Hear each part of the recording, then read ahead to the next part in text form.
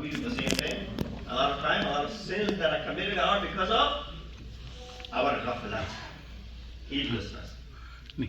And the third reason you missed this exit, you took a wrong exit, was because of stubbornness, lajajat, road rage. You got into a race with someone. You're trying to get ahead of someone. Or any one of those reasons, you thought this is the right exit and you took it anyway. Someone was telling you, no, this is wrong. You said, no, I know better. You took that exit. That's lajajat, lajuj, right? Stubbornness. So these are three possible reasons why a person makes a mistake. Now, as I mentioned, what does insan aqil do at this moment? They realize that they made a mistake. So imagine you wanted to go from here to New York, and you wanted to take turnpike. Instead of taking the north exit, you went on south.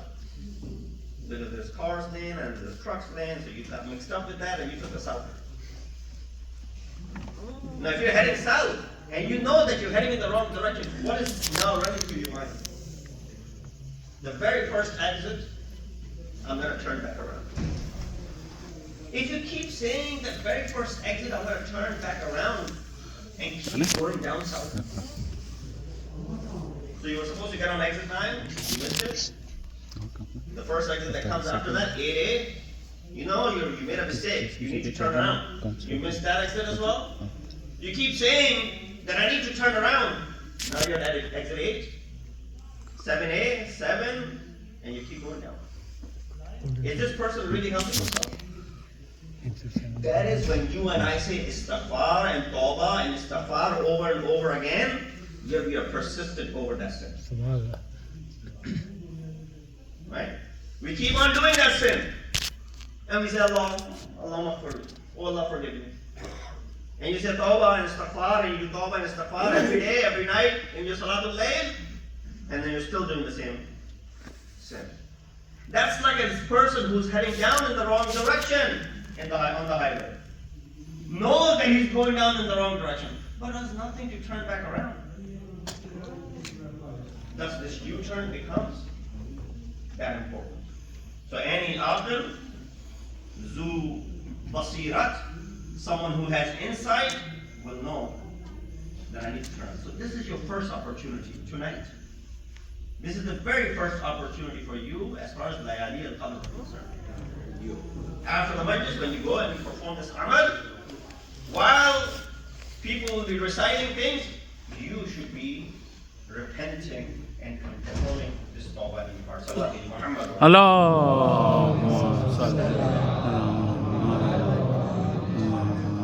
You have to be realistic. You can't live or your life in imagination. Quran uses two words. One, yuqinun. The other one, yahsabun. Yuqinun, those who have yaqeen. Yahsabun, who supposedly, I suppose. أَحَسِبَ النَّاسِ أَن يُتْرَكُوا أَن يَقُولُوا آمَنَّا وَهُمْ لَا يُفْتَنُونَ. Do people suppose that the fact that they have brought iman, they will not be tested? أَمْ حَسِبْتُمْ, and similar ayat have appeared in Quran. So don't suppose, don't live in that imagination, rather have yaqeen. Now very briefly, I don't want to take too much of your time on this discussion of tawbah tonight. We see that there's a group of people, because of this lack of tawbah, Allah subhanahu wa ta'ala refers to them, you've heard of the word khasira, or khasirin, or khusran, right? وَالْعَصْرِ إِنَّ الْإِنسَانَ لَفِي خُسْرٍ. You heard these words in Quran. All of these mean someone who is at loss. But then Allah uses the word akhsar. Akhsar is the superlative degree. These were regular losers. Akhsar is the biggest of the losers. Surah Kahf 103, Allah subhanahu wa ta'ala says, Hal nunabbi'ukum bil akhsarine amala. Should I inform them of those who are akhsareen, the worst of the losers, as far as their amal are concerned. You want to know what their amal are? الَّذِينَ ضَلَّ سَعْيَهُمْ فِي الْحَيَاةِ الدُّنْيَا. Those who destroyed their hard work in this worldly life. وَهُمْ يَحْسَبُونَ أَنَّهُمْ يُحْسِنُونَ صُنْعًا. This is the key. And these people, يَحْسَبُونَ, that's the same word. They're supposing, they're thinking, what are they thinking? أَنَّهُمْ يُحْسِنُونَ صُنْعًا. As if their actions are husn and yahsinun. They're the greatest of the actions.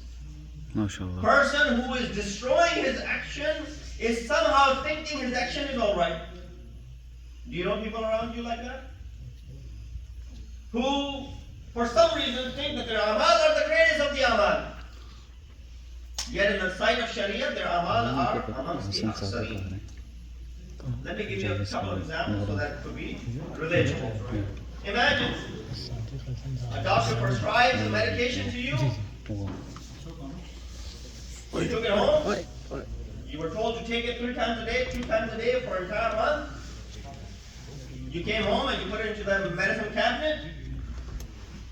From the next day when you start taking the medicine, you were, punctual. You took it twice a day for the entire month.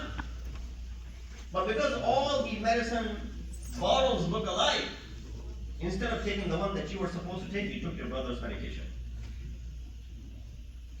Here, this person is thinking that I'm taking medication twice a day, as doctor suggested. I haven't missed a day. It's been 2 weeks, 3 weeks. At the end of the month, I've run out of medication that was prescribed to me.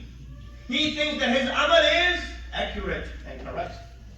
Then what has he done? He made a blunder, taking the wrong medication.